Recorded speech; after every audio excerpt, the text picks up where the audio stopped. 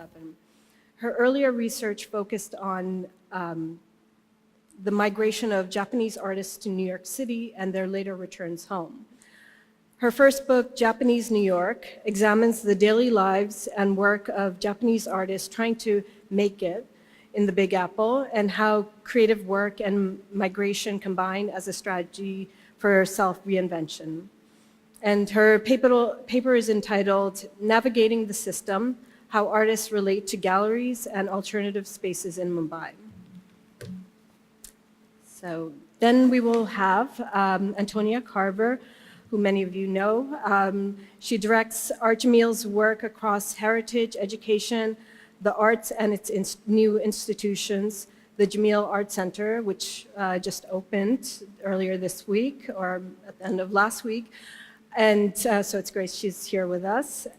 And High Creative Hub, Jeddah, which will be 2019 to 2020. Antonia was previously Director of Art Dubai from 2010 to 2016.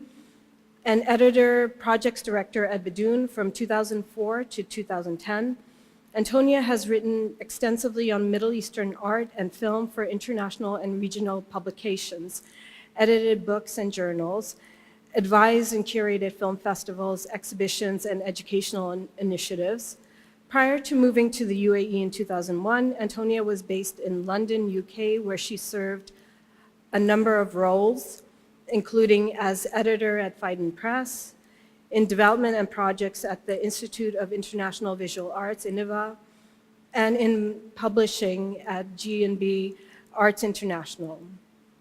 She graduated from the University of Edinburgh with an MA in Social Anthropology in 1994. And Dr. Basak Senova is a curator and designer. She received an MFA in graphic design and a PhD in art, design, and architecture at Bill Kent University. She attended the 7th curatorial training program at Stichting de Apple in Amsterdam. I'm going to have a sip of water. That's a lot of things to read, sorry. Dr. Senova has lectured in various universities in Turkey and was the resident fellow at the University of the Arts, Helsinki, in cooperation with HIAP. She's been involved in many organizations, including as a founding member of Nomad, organizer of Upgrade Istanbul and Control-Alt-Delete Sound Art Project, member of the International Biennial Association's editorial board, and art gallery chair of SIGGRAPH 2014. She serves as an editorial correspondent for Ibraz.org and Flash Art International. And Dr. Senova has organized several exhibition and art projects, including Uncovered, which was the Nicosia International Airport project in Cyprus, Second Biennial of Contemporary Art, DO Arc, Underground in Bosnia-Herzegovina, Helsinki Biennial 2014, Jerusalem Show 7 Fractures, and the Turkey and Republic of Macedonia pavilions at the Venice Biennale in 2009 and 2015. And finally, she's the initiator and curator of cross sections in Vienna, Helsinki, and Stockholm, which is a project going from 2017 to 2019. And that's the topic of her talk today, thinking through cross sections. So I welcome Dr. Olga.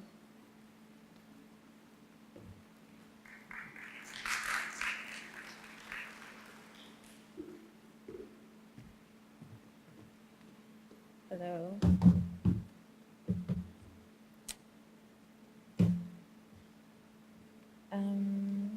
Hi. Very excited to be here. This is totally new art context for me because I normally only go to India and Japan, so it's very exciting to be in this very new place. So I look forward to the conversation afterwards, and thank you for inviting me. I'm going to read my paper because I have a lot of vignettes in it. So I want to begin by setting the scene. It is at a public talk in Mumbai last year on a winter evening at one of the city's many new art spaces located in an old, newly renovated mill compound in the city. Two contemporary artists are being interviewed by a prominent city gallerist. The audience is comprised of art aficionados, some collectors, and a few artists. The two speakers, a man and a woman, the artists, are in their 70s and 50s, respectively. The gallerist asked both of them about their backgrounds and their trajectories. The older male artist narrated his time at the JJ School of Art, Mumbai's most well-known art school, established by the British in the mid-19th century, in glowing terms. He described it as a very vibrant and creative time and the positive influence of many young artists whose families had come to Mumbai from Lahore in Pakistan following India's partition in 1947. He described being accepted at a public gallery for a show a mere 10 days after submitting slides of his work. The female artist spoke in similarly nostalgic terms about her past and had also studied at the same college. After graduating, she spent a decade teaching there.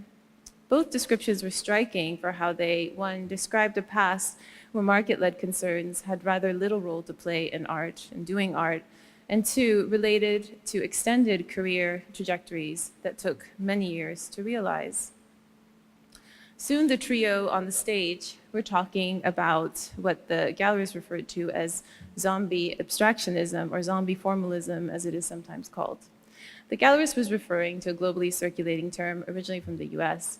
It indexed contemporary art whose content and production appeared to be driven by a desire to imitate and copy established styles, in this case abstraction, in order to fit into a prescribed notion of what contemporary art should look like, rather than artistic choices being driven by an intellectual or creative reasoning. Am I too close to the microphone? Sorry. Too more close? Okay. It's my can't hear my voice well. In order to be accepted by the art world, or to draw the eyes of galleries, or to sell. Noting a recent resurgence in abstractionism among young Indian artists, he said, "Young artists are arriving at abstraction without any experience, going straight to the abstraction." He asked the artists what they thought. One replied, quote, "You're moving like a zombie, having found something easy to do. It's not a formal language. Using it doesn't show conviction." The other was also critical. "Isn't the onus on the artist? Everyone is opting for the easy way out. I would avoid what's already been done."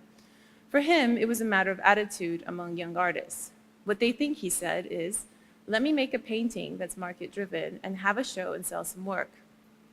The other responded, softening a bit, "Well, there's a flood of information. You've no time to process." The artists and gallerists point to two forces, or should I say pressures. One, the competing needs of an artist to develop their practice and mature as artists and to think about the market simultaneously, that is, how to sell their work and the pressure to do something new. Two, they're saying something about the different temporalities that exist for art. On the one hand, all agreed that intellectual and creative innovation take time and experience to emerge, and this view aligned with their professional ethos.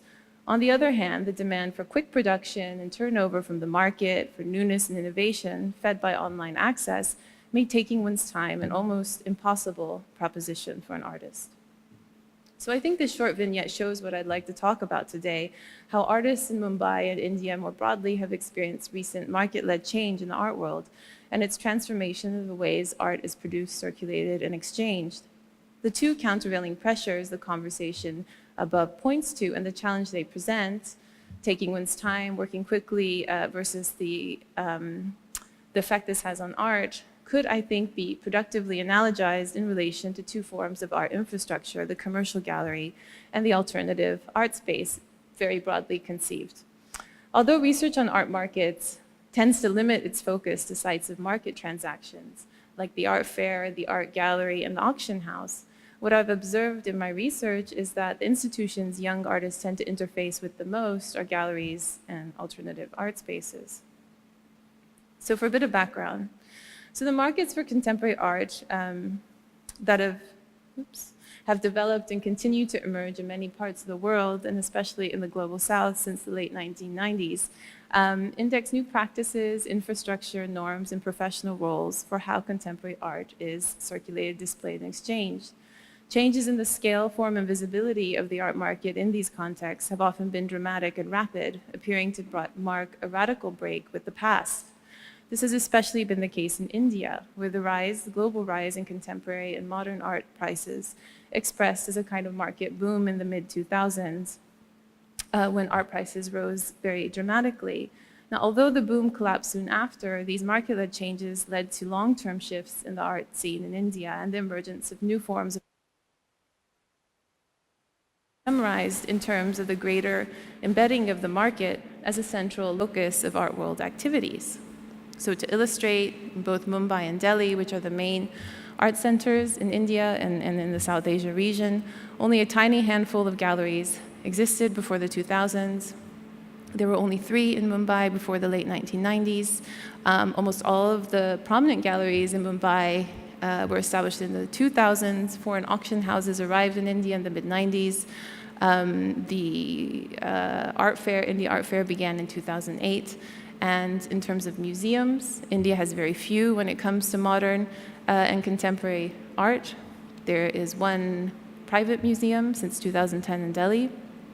There's very little publicly funded art infrastructure, so private patronage and wealth play a very important role. A number of biennales have also started up in recent years in India, namely the Kochi Muziris Biennale in 2012.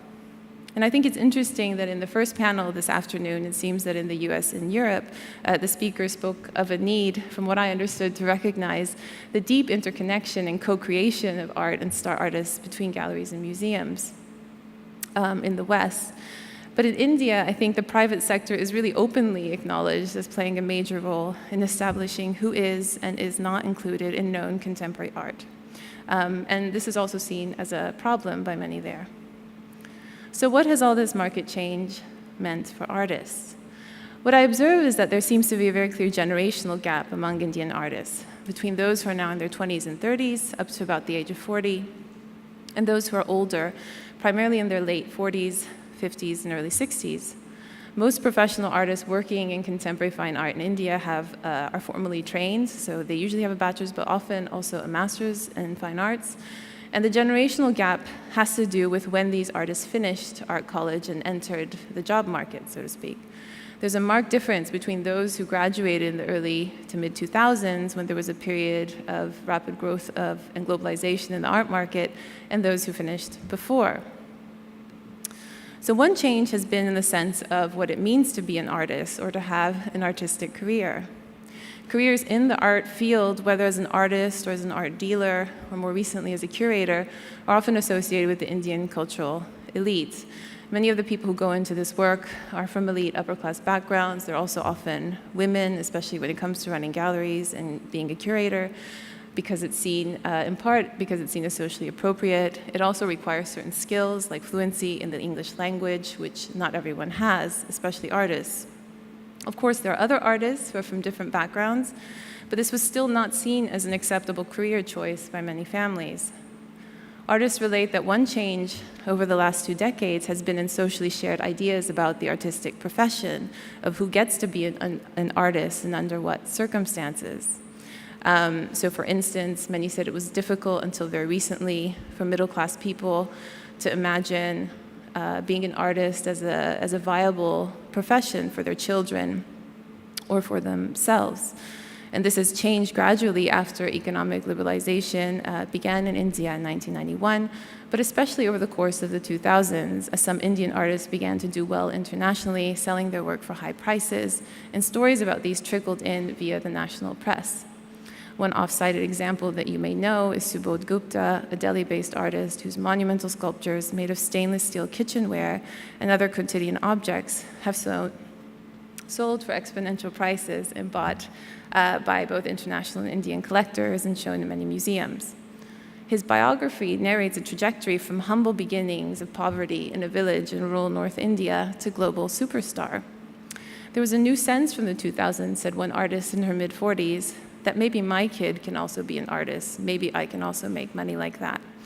Another younger artist in his late 20s related a similar view.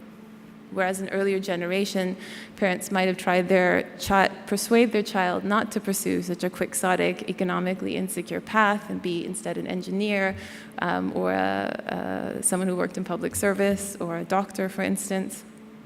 And it was a path that was seen more as a luxury rather than a profession. More people today see it as potentially viable, respectable, and even profitable. This shift, I think, reflects a global trend where artistic careers are increasingly professionalize. Alongside the growing importance of creative industries worldwide, as companies and city and national governments see their economic potential, the language of business and entrepreneurship have also increasingly penetrated artistic domains. Artists are often encouraged or pressured to think of themselves in more neoliberal terms as entrepreneurs, self-starting, independent, and business-minded, and to show market savvy in how they present and promote themselves to potential buyers. Just to give two quick examples of this, the ideal type of career destination for many contemporary artists in India is to be represented by a private gallery. Many don't have access to this, so they promote themselves on social media, for instance, by putting their work on Instagram. And interesting galleries, seeing how much traffic this gets, have started to do the same thing. Another more global trend we might think of is how artists often look for new ways to fund their own work, also by using social media and things like crowdfunding. Another shift affected by the market has been how artists approach making art. So all the younger generation artists relate a very strong sense of being aware of the market as a framework for their careers from the time that they were students. And this shift again happened in the early to mid-2000s during the boom. People perceived this shift from different angles. One was that many young artists lamented the ways in which a purely academic focus left them ill-prepared for the market, which they felt was the reality of working in art. They commonly spoke of art college teachers as out of touch and unaware of how powerful galleries were in India, or the pressure to quickly make a name for oneself.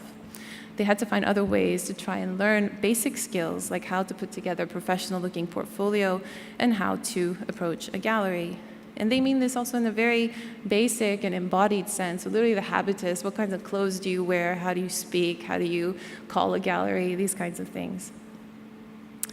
Another way they experienced the heightened presence of the market was in shifts in the media and materials they work with. Artists who came of age in the 1980s or 1990s emphasized their use of everyday materials like newspapers, found objects like bottle caps, or inexpensive media like drawings and pencil as what they primarily used early in their careers. By contrast, artists who came of age later in the mid-2000s and onwards felt pressure to create more glossy, lasting, and polished-looking art objects that would appeal to potential collectors. I think what happened was that art, in a sense, became more of a spectacle, more this kind of object that was designed to be looked at and to be consumed and enjoyed above all. This meant using more expensive materials like acrylic, metal, and brass that were more durable. It also entailed thinking about how to make a more decorative object that would be attractive.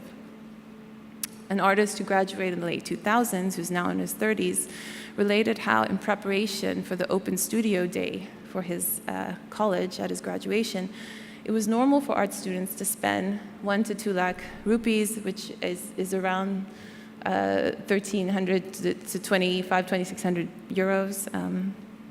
I don't know what it is in dollars, on materials and production of work for this open studio day. They did this in hope that their work might be bought by a browsing collector, or that they would be noticed and picked up by a gallerist scouting for new talent. I think there's a couple of things we should note here about these processes. One, you see from this that the market is not only experienced in direct economic transactions, in spaces possibly like the art fair or the gallery, but quite often indirectly as the emergence of new kinds of imperatives, pressures, and norms, as in the case of young artists who imagine themselves as enterprising actors who must commodify themselves in their work to be artists far before they actually participate fully in the market or at all. They therefore orient their practices to some degree with the gallery system and the collectors in mind. Second, these pressures also exacerbate inequality within the art world because these students come from different backgrounds, socioeconomic backgrounds, linguistic backgrounds, caste backgrounds, and have varying access to resources and capital, and this in turn influences who gets to be seen and possibly selected. Another young artist expressed the pressure this way: today the market wants to make you an artist right away. There isn't any time to mature. This is a broader narrative in the Indian art world, like that example of zombie abstractionism I began with, that the market enjoins artists to professionalize and sell quickly at a pace that does not give young artists the time to mature artistically, and that this in turn leads to poor quality artwork being circulated on the market.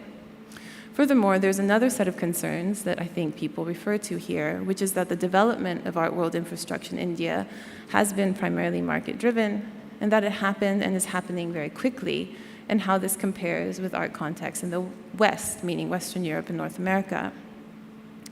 Many insiders have the sense that the art world in India, and I think it would hold true of other emerging art contexts, developed in an inverse or backwards way compared to the West, and this is what they say. So to give a quote from a critic and curator, in Europe, everything is oriented towards the museum, the state, traditions at the top of the market. Here, it's reversed. The market is the most talked about. It's about investments, and museums are marginal to art dissemination. So what you get as a result of this are many conversations and concerns about not only the art market's immaturity, but also how this overly rapid development means that certain steps have been skipped over in the growth of Indian contemporary art, and a sensitivity and concern about the consequences of this for the quality of artistic work. I also think that in the background of all these discussions, and I wonder how this relates to other parts of the world, there's also the colonial legacy of the British that lingers, right? The sense that art and artists and the way we mean them here are actually a Western invention. It's not native to this part of the world. And yet, people in the art world are very closely identified with this Western tradition through training and background, and because of their class, and also the ongoing hegemony of the US and Europe in the so-called global art world. And we are now part of this global artscape largely because of the market. So there's a very real question I think artists, curators, gallerists, and others are dealing with of how do we create an art ecology in India that is sustainable and can weather market ups and downs, that has resources and is vibrant, that is shared by people, that is globally networked, but also has a distinctive identity that doesn't feel derivative and makes quality art. Oh my God, I'm really behind. Okay. Just shorten the last part. So one way that artists, and to a lesser extent, curators, have responded to more marketized conditions is through the establishment of various alternative, usually not-for-profit art spaces. Although non-commercial art spaces and centers, as well as activist-oriented art collectives already existed, they have a long history in India, what's different about more recent initiatives is that many explicitly frame themselves as critical responses to what they see as the over-commercialization of Indian art, rather than as centered, for instance, on social or political issues that are either national, related to the city, and so on. In Mumbai, many of these spaces emerged after 2009, 2010, so after the art market bubble retracted and art prices and sales dropped. While they vary in structure and how they operate, one shared goal is to mitigate the power differential between the gallery system and commercial art market more broadly, that artists feel dependent upon for their careers. So for instance, one artist-led space describes itself as a, quote, parallel system to the galleries, where they create a social gathering space for artists and help young artists acquire the knowledge and skills they need to navigate the art market. Concretely, this means things like holding workshops about how to write a residency application, hosting visiting curators and artists from Europe, the US, or Japan, conducting feedback sessions for art students coming from more marginal and impoverished art colleges in Mumbai. In another space, artists curate their own shows and create collective living arrangements and work on often corporate commissions together in order to be able to afford life in this increasingly expensive city. Although many of the artists who frequent such spaces are young and not yet established, and alternative art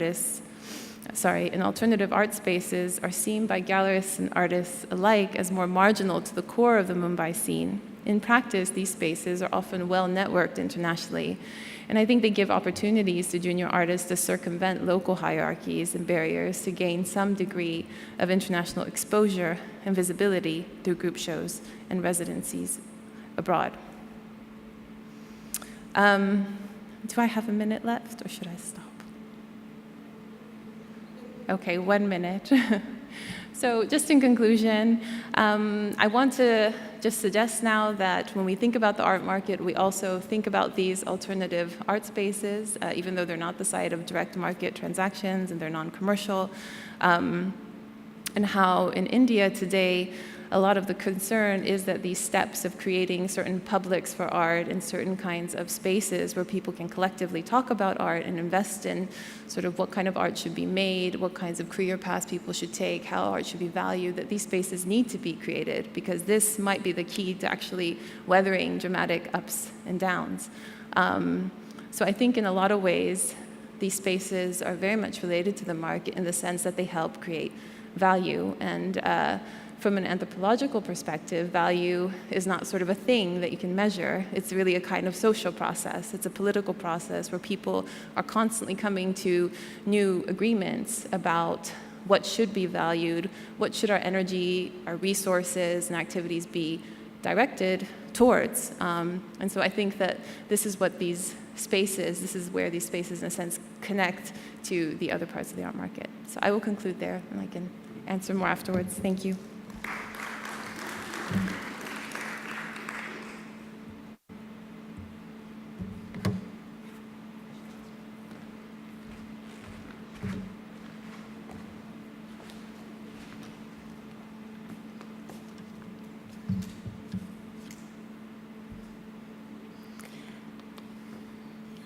Good afternoon, everyone, and thank you for having me here, particularly to Salwa and Nada for putting this together.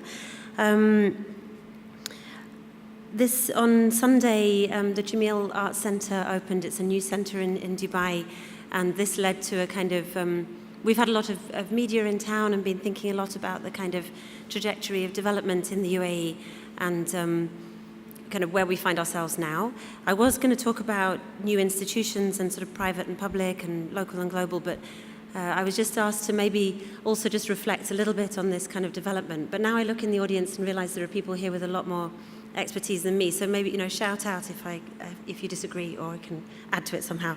So it was fascinating to hear what Olga was saying, because there are so many parallels between what's the situation you describe in India and how things developed here. But just to take a little kind of, I guess, a little bit of a sort of overview, I mean, one of the things you mentioned also was this kind of expectation on the part of historians and journalists and arts sort of insiders as to how a kind of linear development happens elsewhere, particularly in Europe and America, and the expectation that that kind of development would be matched in other places around the world, and then their surprise when things are slightly more piecemeal or kind of postmodern in development, and you have the arrival of the market alongside education and many other factors. But I guess what's really interesting to sort of dwell on a bit is this idea that, which is prevalent from the outside, that the UAE in particular was kind of market-led and lacked a kind of context. So just to kind of rewind on that a little, many of you will know that in the 80s there were already galleries here. There was obviously the Cultural Foundation in Abu Dhabi, which is just about to reopen, which is really exciting, which at that time was very much operating, as I understand it, as a kind of centre, as many other cities had around the Arab world, and it sort of reflected, even in the kind of 90s and early 2000s, a kind of idea of pan-Arabism and connections with other Arab capitals, which is maybe something that pivoted once the market kind of began.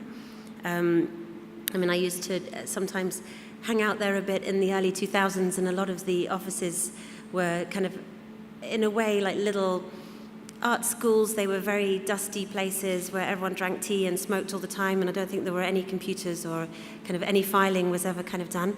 But they had a fantastic kind of knock-on effect of young people coming in and discussing ideas to do with film and art and poetry, and they had a kind of real life to them that was very exciting. At the same time, you obviously had the Emirates Fine Arts Society operating in Sharjah, collectives of artists, particularly everyone will know about Hassan Sharif and his kind of group of five and the impact of that, and galleries like Green Art Gallery coming up in Dubai. And also, at a parallel to that, this rise in higher education, and I think the sort of development of the art world here and the kind of the way it was intertwined with the rise of higher education is also very interesting. Obviously, a lot of the international universities came here in the late 90s. By the early 2000s, graduates were beginning to come through. And at the same time, you had the kind of post-9/11 effect of it being very difficult for young Arabs, particularly young Arab men, to go and study in the States, and also slightly similar in Europe as well, in a way that they had done before, with this kind of closing down of borders after that, which meant that you had more and more people studying in the UAE and this kind of student body growing up, and a sort of mass move of young women into higher education, because suddenly you could study at home rather than having to travel abroad solo and try and find a place abroad. And then at the same time, all these kind of, this perfect storm, I guess, was happening, in which also free zones started to come up. So not only could people, international people coming into the UAE, start to own their own business and own their own house, which happened sort of through the 2000s in Dubai in particular, but you also had this kind of idea that with that kind of came a kind of stakeholderdom in the country, which gave a particular kind of feel to the cultural scene, where people thought, I have something to say and I want to contribute to this place where I now see I can have a kind of longer term future than I perhaps could before. And also this kind of brain gain. So if you think of all the cities that were starting at that time in the early 2000s, Media City, Internet City, the Dubai Financial Centre, and in Dubai in particular, and this kind of brain gain that came into the city. So young people in their 20s and 30s and more, coming from places like, Palestine and Syria and Lebanon and India and Pakistan, and bringing with them a kind of expectation of being able to find a cultural scene. So I think it's kind of interesting that these things all kind of impacted on each other. And also, while the state activity was very much continuing in Sharjah and in Abu Dhabi, and particularly in 2003, the kind of revamp of the Sharjah Biennial and the way in which Sheikh Ahura al-Qasimi at that time, it's always kind of legendary that she went to Documenta, Okwe and Wezel's Documenta, and came back and thought, let's make this an international event, let's invite artists in from the region and around. And that kind of gave a huge sort of new boost of international interest in particular, and regional interest in what was happening in Sharjah. And then in Dubai, you had kind of generations of people who'd been away to study, Emirati and all different nationalities, Iranian and others, who kind of came back to the city and thought, rather than live abroad, I want to come back and I want to sort of give back to my city and start something up. And Bidoon magazine came out of that, and sometimes they're called the kind of Bidoon generation, and it gave rise to Third Line Gallery and many different events and festivals, Seoul DXB, which happens next week, and this kind of intertwining of a kind of a urban scene. I'm trying to time myself here so I don't go too over. Okay, sorry if I'm going too fast. This is like a really quick potted history. I'm sure I'm missing out loads of things. And Sharjah, and then this kind of, I guess, concurrent to this, an increasing interest from the market. And as Olga mentioned as well, it was very concurrent with what was happening in India at that time, and the auction houses, which Hala will be able to comment on this much better than me, but the auction houses starting to see what was happening in India and China and kind of moving in on those territories. And particularly, I feel, with South Asia and the rise of the South Asian international market was hugely impactful on Dubai as an auction house centre and a regional market centre, because it was understood that the NRI market was driving the Indian market from outside. So the idea was, we can create in Dubai a kind of regional centre. And really, I mean, Salwa, you know much better than this than me, but this kind of idea of there being a category, a market category called Middle Eastern art, I feel was only really just starting up through the early 2000s and towards the establishment of the Christie's auctions in Dubai in 2006. Previously, the kind of localized markets that existed in Iran and in Tehran and Beirut and Damascus were much more localized, where local communities supported their local galleries, and maybe art from different countries was marketed via international auctions. But here, for the first time, you had a new kind of or a consolidated market category, and this kind of descended particularly on Dubai. When Art Dubai started in 2006, it was the first large-scale fair in Asia, and that's often, something that you can now look back almost quizzically on and think, how was that possible? There must have been other major fairs, but the market concentration was much more focused, obviously, on Europe and America. And after Art Dubai began, then you had the fair in Hong Kong, fair in Delhi, Singapore came up almost at a similar kind of time. So these other kind of market capitals began to emerge across Asia, and international galleries started to see that, if I want to appeal to these new collectors, I need to have an artist from those countries on my books. So they started to also come and kind of take notice. So this idea that the market was kind of happened to the UAE, and that the UAE was a kind of passive acceptor of this market coming in, or that culture sometimes landed here, which is often sort of bandied around, was obviously completely inaccurate, because you had this kind of grounding. And we only started, now I realise that we started talking here about the early 2000s.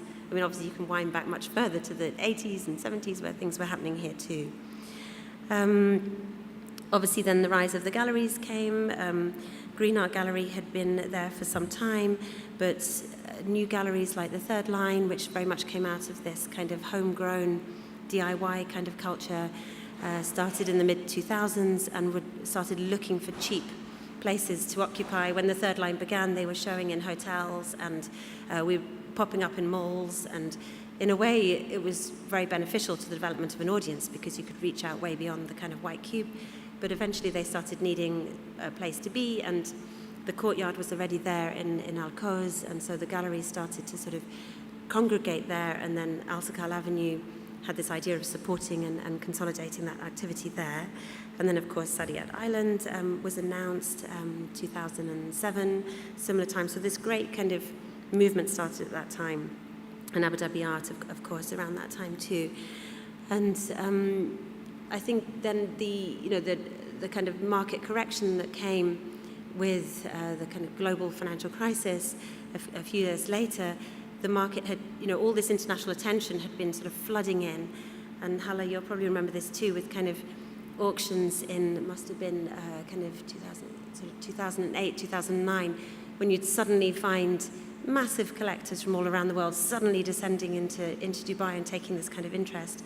Once the market correction came after that, there was almost a kind of reckoning that took place, and the people that were really interested and really wanted to stay, stayed and kind of built it up, and people started this whole system of setting up collectives together and supporting each other in a similar way to the way Olga sort of mentioned as well, with little, zines starting up and scenes where people would exchange kind of helping each other instead of being able to pay each other.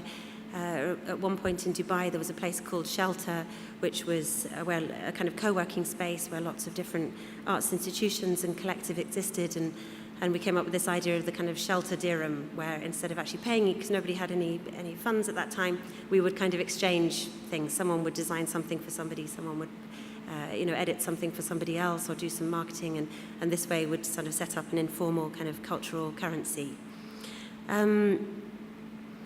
I think, this idea of the market legitimizing careers in the in the arts sphere that you also brought up is also very key here. So just thinking about the ways in which the market impacts on the kind of not-for-profit scene or in the artist scene is fascinating to watch. So, of course, a lot of young people started to see, the fairs, Abu Dhabi Art and Art Dubai, and the kind of rise of the announcements of the museums being built in Saadiyat Island, and realised that this could be a career move. But the ways, we saw it a lot with interns at that time, where they would bring their parents to Art Dubai and say, look, people are making money here, this is a legitimate thing, we have the support of the government, this is what I want to do with my life. Little did they know they'd never make any money, but, it was a good way of kind of making sure that we had an art scene. And every time you can see one of these major events happens, there's more and more young people getting into the arts. Of course, a lot of them end up studying architecture and graphic design rather than art because of the limited number of courses that there are, or at least there were until NYU Abu Dhabi came along in the Sorbonne. So it's very interesting also to track the kind of influence of architectural thinking on contemporary art practice, given that there's such a number of young people going into the arts via architecture, and also the number of architectural graduates working in the arts. I'm on 13 minutes, which means I have 5 minutes left to quickly, should we do the presentation super fast? So this is, I just wanted to quickly touch on where we're at now with Jameel Arts Centre. So the reason for sort of bringing this into a play is that I'm really familiar with it, and I didn't have very much time to do a proper presentation, but also just to sort of touch on this idea of how things, we can just go super fast through it, just like click, click, click, click, click, if you like. It's happening. Okay, great.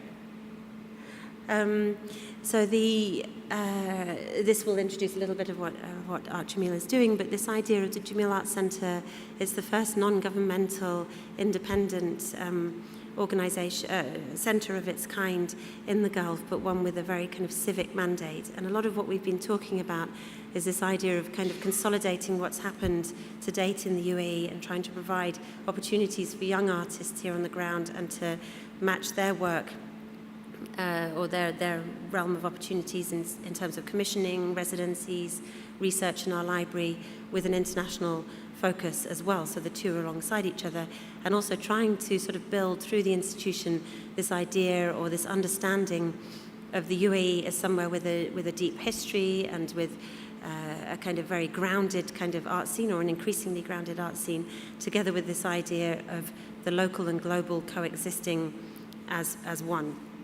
And the way we've approached that is through being inspired by the creek, the Dubai Creek, which runs right past the centre, and just thinking about that history of trade in the UAE, and particularly in port areas like the cities like Dubai, Sharjah, and others. 3 minutes, okay. Which really exists strongly on an idea of trade, and how the act of trade is an act of exchange, whether it's on a one-to-one level or a countrywide level. And through that act of exchange, languages and cultures and histories are kind of exchanged, and that being a very fertile ground for artists to begin to explore how to make work from the ground up, so to treat the UAE as an inspirational kind of force in their work. And I'll pause it there, but hopefully during the discussion we can pick up on some other points. Thank you.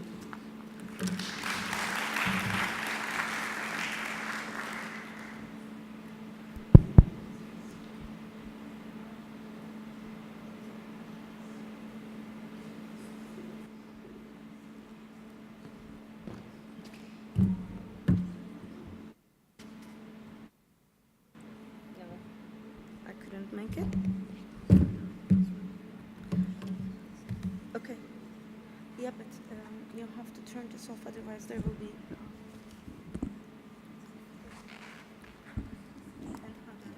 Like this. With this one forward. Hello. Wait 1 second. Is it working? You can hear me, right? No. Okay. Yes. Go back. First of all, I want to thank the Salva and Nada so much, and the team as well, the amazing team, for everything. And I also would like to thank to the speakers of today. I learned a lot. So now I would like to start. What I would like to do today is that I want you to think about the term process while I'm navigating through a project. And then at the end of this presentation, I would like to pose some questions that are in the context of art market. So art market will be there as well, okay? So I'm an independent curator, and I developed and I curate a project called Cross Sections, and it is being placed in, it's taking place in mainly in three cities, Vienna, Helsinki, and Stockholm. But indeed, it's a long-term project with 19 artists and with 9 institutions, and most of the artists are coming from different places. And the entire project is about, I'm being fast about this, so you can also read nicely from there. So these are my artists, and I'm the curator. So as you can see that most of the artists are coming from different geographies. And this project is also all about how to balance these geographies in terms of funding and possibilities as well. But I want to go back to the main driving force behind the project. I started to work on this project in 2016, but it has shaped immensely during my residency in Helsinki. So I started with a few questions, I must say. I want to read them so that I won't get lost. So first one was how to visualize artistic research together with artworks. Then how to slow down and analyze the thought process to produce an artwork. Because I've been thinking that, and I'm still, artists are being dragged from one project to another one, and they don't have any time to digest, they don't have any time to share whatever they have done, and they're being forced by the institutions, by the art market, by the biennials, by whomever you can think about, curators, to produce new works, You're done, then next. You're done, then next. So there's no time to digest what they have done, and there's no time even to develop a kind of a discourse out of what they're searching for. So it was also how to create a space to digest, to discuss, to make associations and connections after exhibiting a work. And also, I was questioning how to create a network among artists to share their research and production processes. So not a network. Okay, it's getting very complicated here. These are the partners. These are the support. I can go back. So I've been thinking about not only a network with artists and curators and collectors and so forth, but I was more thinking about how to bring artists together where they can share their experience and their working process. So after having all this, okay, I'll get rid of after having all these questions in my mind, I started to structure the process. As I said, I have these partners from mostly 3 countries, Sweden, Finland, and Austria. And then I have one from Skopje and one from Tallinn. And then I have primary supports from the institutions, plus we've been fundraising immensely from other institutions, funding institutions. So these are the initial keywords that I started to work with while choosing the artist as well. So the process, what I was trying to do from the beginning is that to start the process with the meetings. So I envisioned 4 types of meetings, and the first important type is the core meetings. I'm sorry, I want to come here. Do you still see me? Because I can't see you, and I can't even concentrate. Thank you.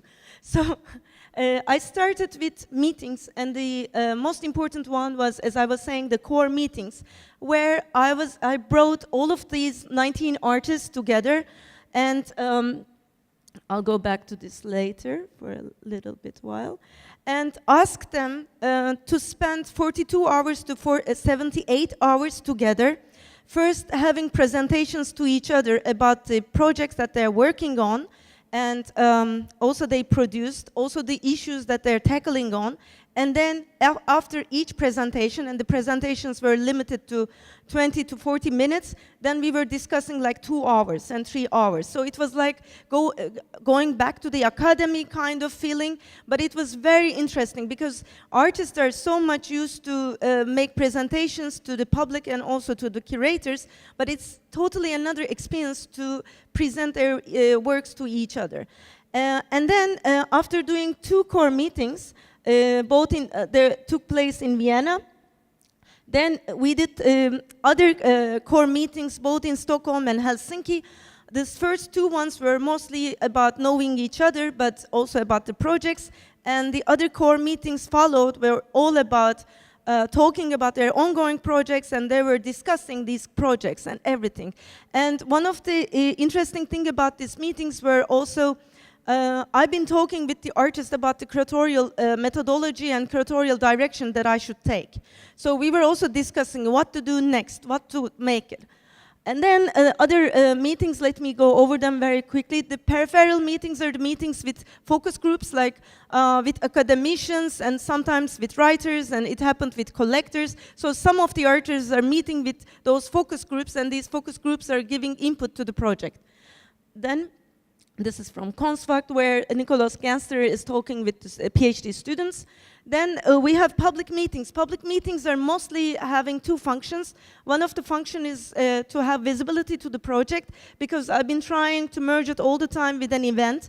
Like we started the first public meeting, and it was the launch of the project in September 2017.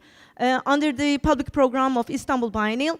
Then the second one was Vienna Art Week. And then the third one was Parallel Vienna, and it goes on like this. Then share meetings are the meetings. This is the most, I must say, most important, and also in terms of the sustainability of the project, and the most maybe boring meetings, because it's with the organizers. We are all coming together and we are talking about logistics and we are talking about finances. Anyway, I go on. Then we are having sometimes workshops. Sometimes core meetings are having this urgency to finish with a workshop. This is one of the workshops that we were talking, we were making a network map of the keywords that they were also imposing. Then the entire project is also based on residencies. So for each and every artist, I'm trying to provide residency through these institutions and from other institutions, so that they can provide more, how do you say, input from the cities that they're traveling to as well. But the entire project is mostly about monitoring artists all through 3 years. And no matter how, if they have a completed work, or no matter how, if they're showing different works or not, but to be able to show their works, even in progress. So we did 3 exhibitions by now in Vienna. So they took place in Kunsthalle Exnergasse, and these are the artists again, to remind you. And what we did in those exhibitions is that the first exhibitions were like not 19 artists were there. The first one was 12, the second was 9 artists. Some of the artists were overlapping. Then it was a trilogy, and then the last one was the giant one. It was all artists were there. The first ones you're going to see, I'm going to do very quickly.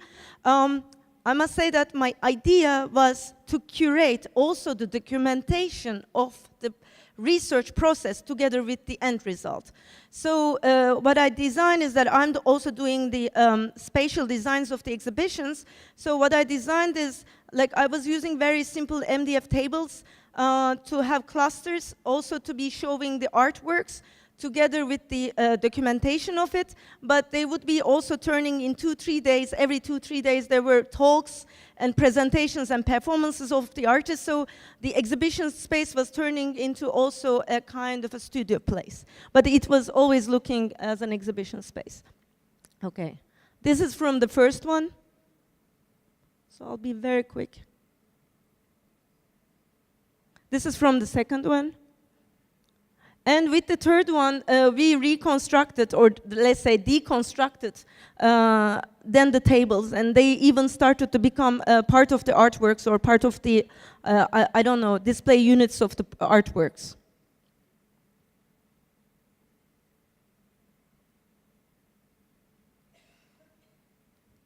And as I say, these are talks and presentations within the space. Then we have performances all the time. Then we also have alternative channels. I mean, one of the alternative channel was, there's Parallel Vienna, as it's indicating the name. It's being done at the same time in Vienna together with Vienna Art Fair, Contemporary Vienna. So we were invited to the section of project section, and it was overlapping with our exhibition. So what I did is that, like, we featured one of the artists, Tamsin Snow.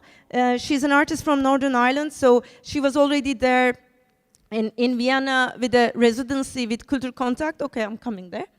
Don't worry, I'll do it in 3 minutes.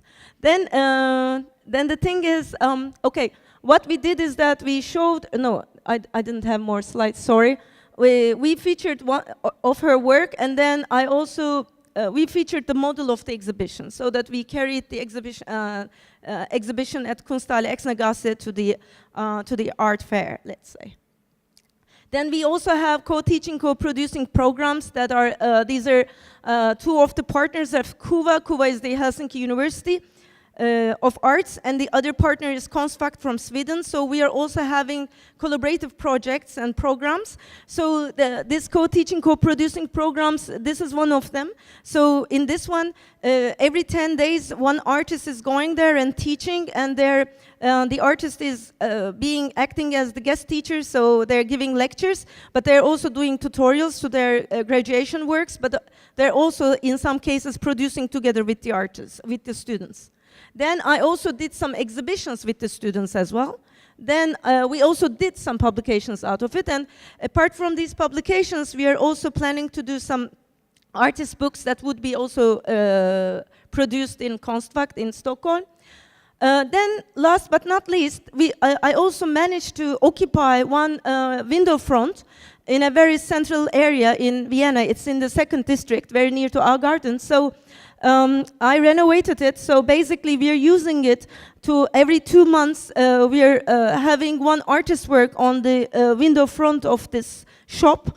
So inside of it, I also have a small space where it can get like 20 or 30 people for small brunches and for some small gatherings. We are using it, and it's also being functioned as the archive of the entire project as well. There's a library and a working space.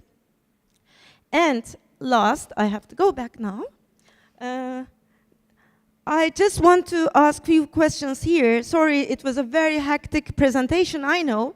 But I would like to ask, like, how we can value, or do we really value artistic research in the global art market? And I'm really not talking about how to commodify the process.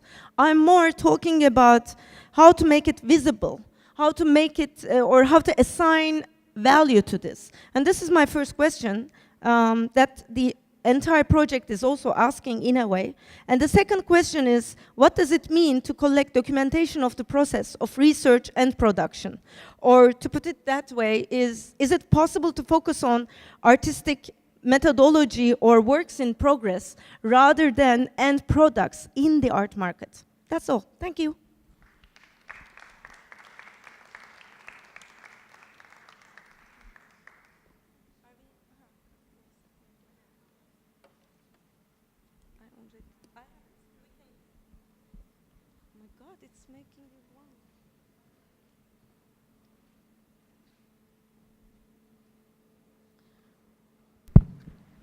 Because of my height, like I was like, yeah, it's like. The second one.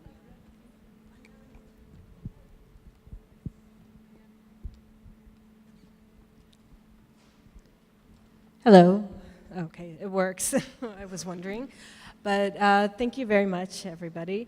And I think when I was first looking at your abstracts and thinking about the connections, it seemed a little bit uncertain. But I think a thread came through all three talks in that there are these networks of support that develop in these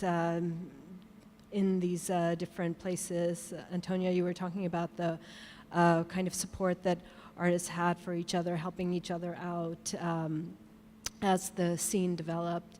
And Basak, the whole project is a kind of network of support. And Olga, you were talking about how these alternative organizations are feeding into that kind of system of support as well.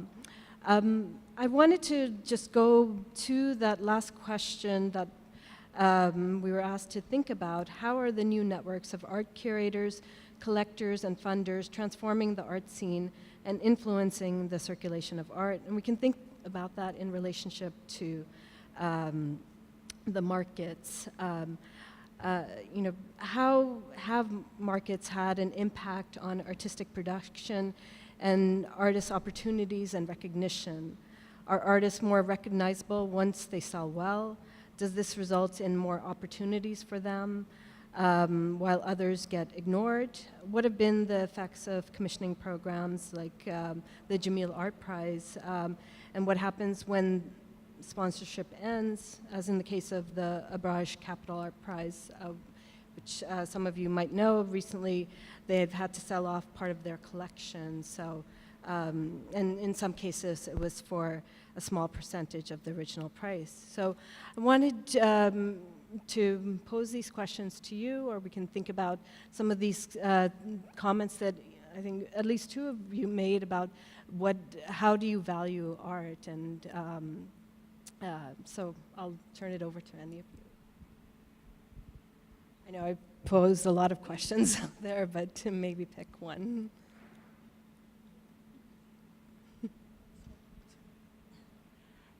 Yeah, there's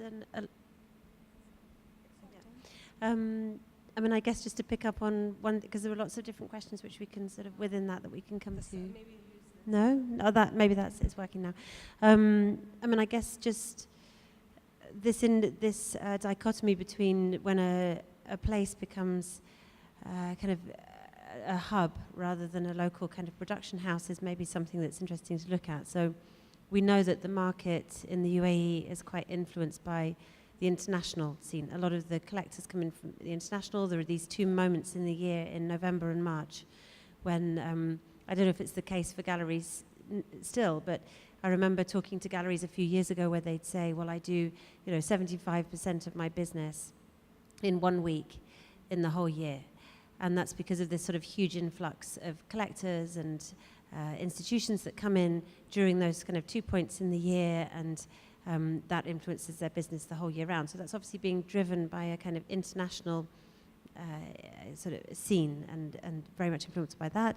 And then a lot of the galleries here in the UAE, and obviously it's probably the same for the auction houses as well, because these are totally international kind of businesses. A lot of the collectors are coming from outside as well. So I think it's, even if sometimes those international collectors coming in gives the local collectors the kind of confidence to suddenly start buying as well. But it's a kind of, it needs that sort of mechanism of an international interest in order to push it forward. So then it becomes even more important to make sure that the breadth of support within the country has, every kind of element is there.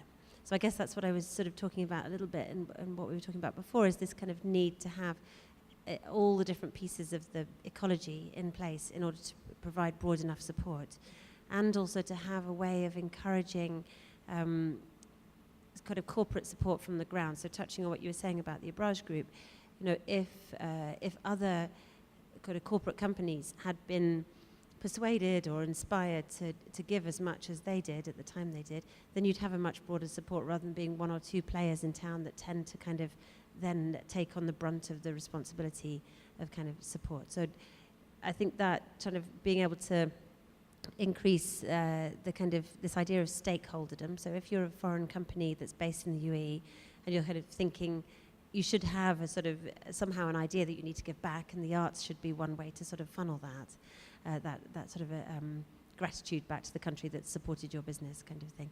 So I think that needs to be in place. The education needs to be in place. The not-for-profit state part needs to be in place, as well as the galleries. And that's where the state can play a role in trying to sort of see what's happening and encourage one part or another, even if it's in a kind of laissez-faire kind of way. It wasn't too rambling. I would like to underline another point that really overlaps with the first part of your answer, or remark, let's say. I see art production as a knowledge production. That's why the real goal is, if you believe in an artwork and an artist, no matter if the artist is established or not, young or not, or whatever, I think the most important thing is to make this knowledge production visible.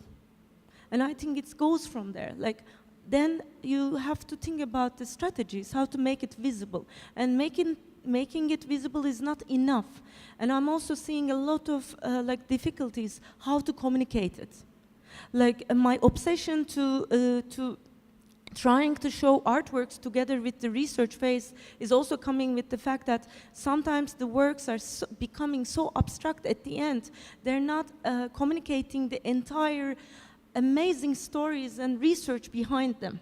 So then, what is the strategy as a curator to communicate this? So I think at that point, if you look at it in a larger scale, this mission, as an institution, how to make artists visible, how to communicate what they're doing visible. I think that's the key for me, if I can answer it. I'm not sure which question to answer. Is there a particular one? You can pick one, but Okay. I was, because at the end you were talking about how do we value, how do we value art, I guess? And you were talking about the alternative organizations, and I mean, that's particularly of interest to me, so perhaps you can talk about how they factor in to that.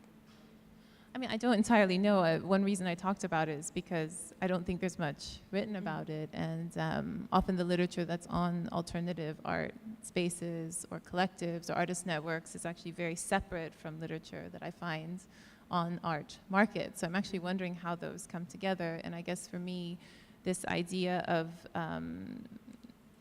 value being a social, political process is the one that I found most useful. There's a quote from the anthropologist David Graeber, who works on value, that value can only be realized in another person's eyes, right? So as a collector, you might own a work and you might never show it to other people, or you might show it only within a certain select group of people. But that work, in part, has value not just because of the economic value, but that in itself is determined because there are other ways in which that work is much more broadly valued or embodies a certain set of values within a art-loving or a professional community. And so I think actually the people who go to the galleries simply as an art-loving public, or young artists who don't yet participate on the market, they are actually part of this process of creating an arena within which certain kinds of value get realized that then maybe later translate into monetary value and so on.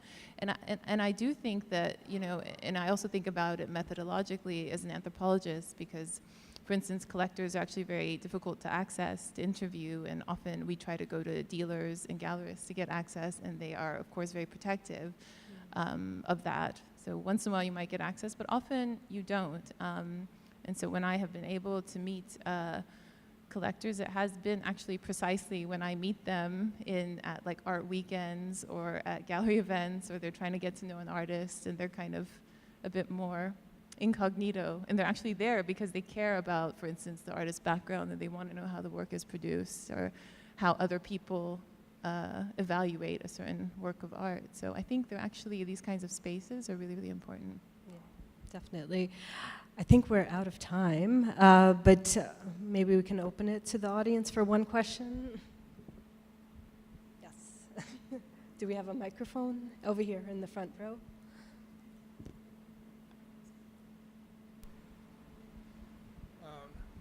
I don't want to reopen the debate that we had this afternoon, but I'm really curious about what you think about, what do you mean by letting the process being part of a more general value, right? I think we're having a little bit of a hard time with that. Or maybe this microphone is okay. Talk like this is better? Yes. So, I'm really curious about what you mean when you talk about the process of creating the art as part of the more general value. Being involved in the art foundation, for example, in Poland, which is a very important spot for training the artists, right?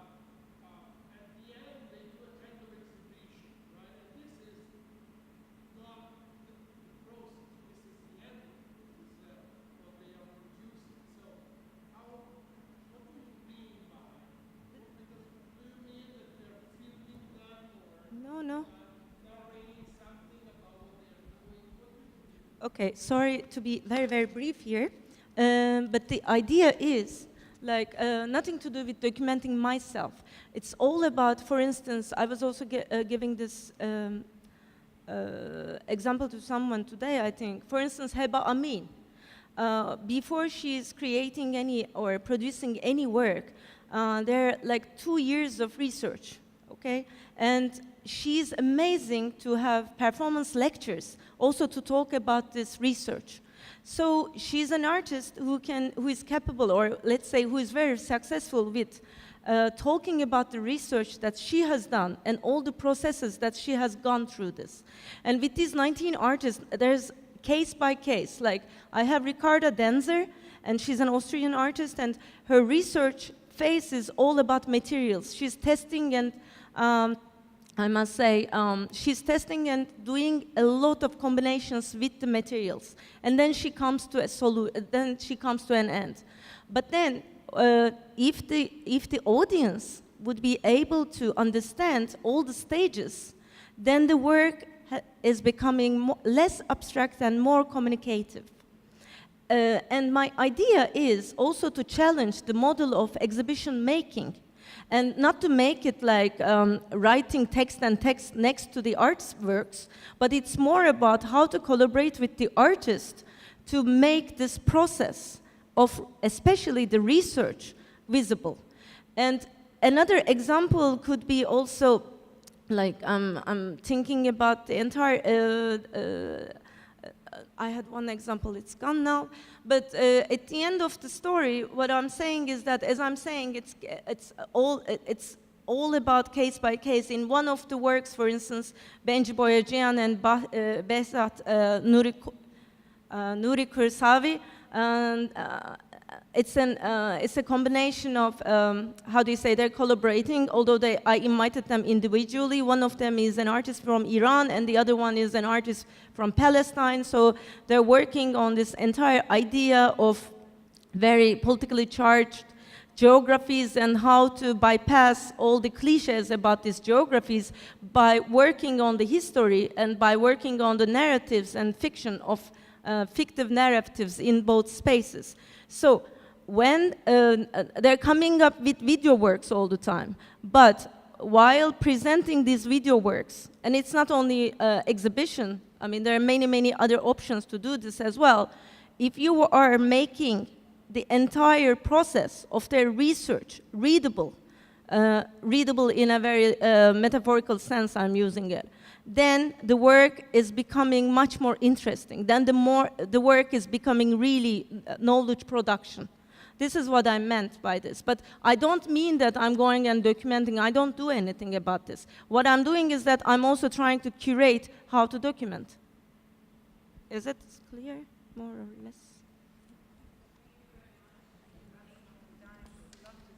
Thank you for all the speakers. And I want to thank also the moderators for today, Layli and Professor Atteqa Ali from Zayed University. And thank you all for coming. And our second day of this convening will start on Friday at 3 o'clock in this venue. So I hope to see you there. We have 3 more very interesting and informative sessions. Many questions coming out of this meeting. I hope we have more time for questions next on Friday. And enjoy Al Ain. I guess all the activities will be there. Thank you.